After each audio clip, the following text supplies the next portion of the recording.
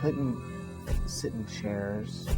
I couldn't fit in booths at restaurants, anything. It was just, I was uncomfortable all the time, and I couldn't do hardly anything. A year ago, Matt weighed 346 pounds. Well, immediately as soon as I came home, I threw down my backpack, just automatically started going through the refrigerator and cabinets, started eating. I guess I thought maybe sooner or later the problem would go away. That, he was going to decide to do something about it. I just thought, once he got older, he'd want to drive the girls, and he'd want to do something for himself. I would eat whole bags of potato chips, sandwiches, cookies, candy bars.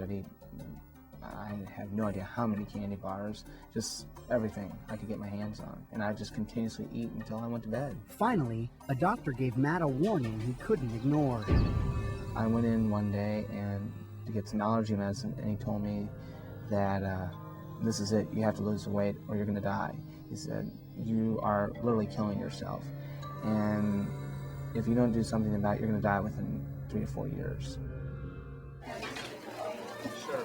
The doctor's words did more than scare Matt. They jolted him into action. He set 3 goals: to lose weight, to eat better, and to start exercising. His life literally depended on it. He actually told me the facts and everything of why I need to lose weight. And after that, it just kind of clicked in my head that I need to just get rid of it. And I just got really objective about it and started losing the weight. But how exactly did Matt start the process? Start making a goal for yourself. Make a small goal, such as you want to fit in a certain amount of certain type of clothing or something like that. Make it a small goal. Setting a goal is one thing. Achieving it can be another.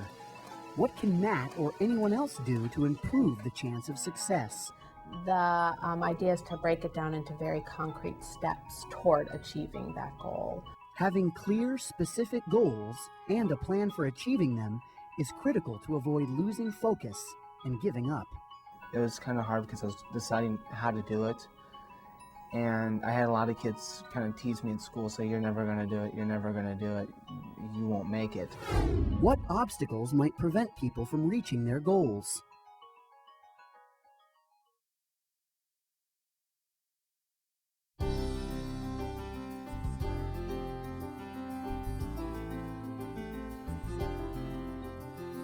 Teenagers set goals all the time: improving grades, making the team, getting into the college of their choice. Some goals are focused on diet. Ashley wants to cut down on soft drinks. Brittany wants to bring her diabetes under control. Kelly wants to lose weight. And Aaron wants to gain it. Last year I was 120. I gained about 20 pounds. Aaron had a specific reason for setting his goal. Because I'm a wrestler, and so my coach said, since I'm a growing boy, it'd be healthy for me to gain at least 10 pounds, so I sort of doubled it, and I gained it in muscle though, so. Aaron enjoys working out at the gym, lifting weights and running on the treadmill. It's easier to reach a goal when you identify what you like to do and make those things part of the process. Aaron also made some careful choices about changing his diet. But I'll always look for chicken. Now and then I'll eat fruit. And there's another reason Aaron changed his diet. His father and grandfather both died young of heart attacks. When Aaron was 14, he needed to have his cholesterol checked because of his family history. And when we did, it was then 308. Normal cholesterol levels in teenagers range from 120 to 170. Anything over 200 is considered abnormally high.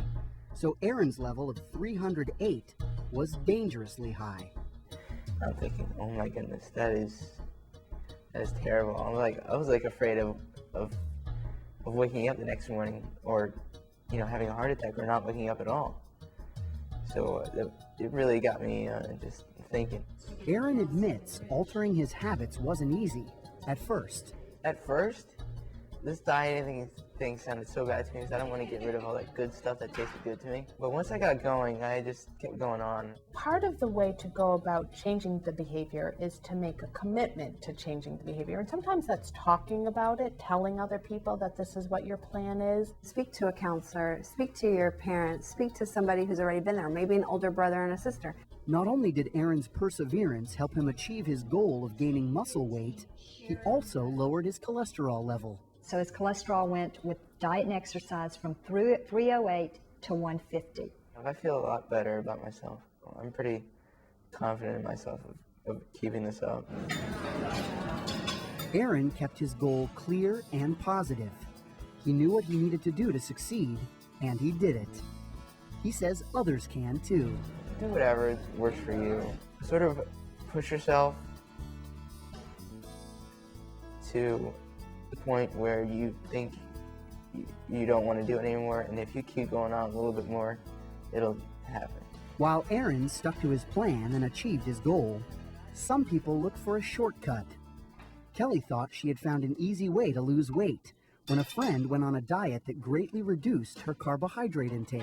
She had lost some weight. She lost like 10 pounds, I think. And so I thought, that must be good. Kelly decided to go on the same diet as her friend. She set a goal to lose 15 pounds in 3 months. But was that a realistic goal? And was the diet Kelly chose the best way to reach that goal? You've really got to look at the big picture too, and that would be balancing your food intake with your energy expenditure or your activity. So just eliminating a food in your diet is not going to end up with long-term successful weight loss. Kelly discovered her plan for achieving weight loss had a big flaw. If you're looking at this as a quick fix, almost always fad diets or things that are meant to get the pounds off quickly tend to not keep weight off for a long period of time. Half of the weight Kelly lost, she gained back. But she eventually learned the right way for her to manage her weight. That's an important part of goal setting, knowing yourself. In Kelly's case, This year I'm going to play basketball and lacrosse and stuff like that. It'll be like exercise, but then I'm also going to work out with weights, and I'm going to try to run. I think that it's everything combined. You have to work out and eat healthy and just all of it. Kelly learned another key lesson about goal setting, measuring her progress and being willing to make changes when necessary. Revising your goals all along is a good idea too. Keeping track of what's working for you, and of course always using your strengths. We hear it all the time. Drink a lot of water. It's good for you. But Ashley rarely drinks water.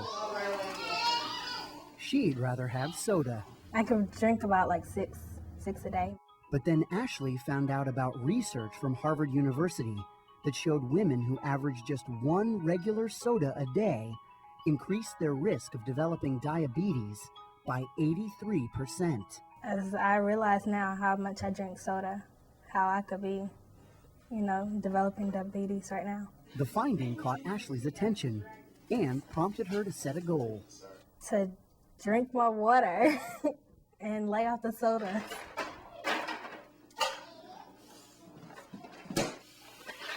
While that sounds like a good idea, Ashley may find it's more difficult to lay off soda if she tries to cut it out of her diet all at once. If you really want to have, soda, just have less of it. If someone's drinking like a 12-ounce can, maybe cut it back to 6 ounces or a smaller amount and cut it back slowly. Taking care of myself is important because you never may know what things might come up in life that have to do with your health and the way you look. So you want to just keep in mind that you're doing it for you, and that in the long term that it'll help you out. Brittany also understands the danger of drinking too much soda. She had to give up soda and other sugary foods and drinks when she was diagnosed with diabetes. When we discovered she had diabetes, she was age 12. About a week later after I was diagnosed, I was like, why me? Because it was kind of overwhelming to have to stick yourself several times a day and all that. Brittany and her mom recognized the health risks of diabetes, So they set goals of exercising and improving their diet together. She needs my support, you know, and I enjoy doing it, even though it's tough. It's nice to know that she's there and she wants to help me and herself out, so then she makes it a little more funner. But yes, definitely setting a family goal or a lifestyle for the family, and you know what, making it part of your life makes it a whole lot easier. So they work out together and mutually support each other. Now, they're more focused than ever on improving their health. Then it becomes a part of your lifestyle, you know, and that's what we're trying to do. We're trying to change our lifestyle to not being sedentary, but being active and making better choices. Already, Brittany can see positive results. She compared her average blood sugar level from before she set her goal with her average blood sugar level after 3 months of working toward her goal. The normal person who doesn't have diabetes, theirs is somewhere between 5 and 6, and mine was 10. And when I went back a couple of months ago, it was 6.2. And that was just in 3 months that it went down just because of exercise. You ready? Count. Brittany used the blood test as one way to evaluate her progress, an important part of achieving your goals. Both Brittany and her mom say they plan on keeping up their routine. Man, it's tough, you know, so it's not easy for me to get out there and exercise with the kids, but I enjoy it. And I know she wants me to be there, and whatever she wants me to do that I can do, I'm showing up. In this family, you have to go or get left behind, and I don't like to be left behind.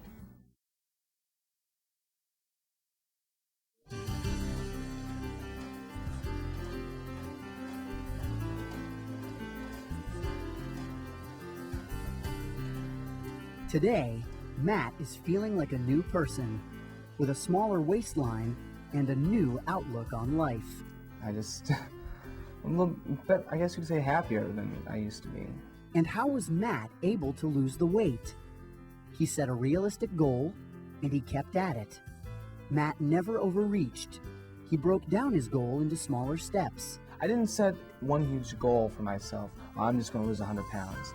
I set smaller goals for myself. I'm going to lose 30 pounds, and I'm going to see what I can do from there. And I just did it that way. And this, you know, just little goals like that actually helped me along the way rather than just one huge goal. How one breaks down a long-term goal into smaller, more achievable short-term goals is by thinking about what you can do almost on a daily or more short-term time basis. I've learned self-control, and you know, with eating, and I have a new diet, and I exercise, and I don't feel that I'll gain it back. And I have no desire to gain it back either. Everyone sets goals. They can be important, life-changing goals like Matt's, or everyday goals like exercising more or cutting back on sweets. Whatever your goal, it's important to remember to start small and gradually incorporate the changes into your lifestyle. Sometimes it's hard to be patient and wait for results. It's a matter of just asking questions, listening, and then being assertive with what you think. If somebody could do what I have done, they can do anything they want to in their life. That's how I see it. You can do anything you want to. What strategies do you use for achieving goals?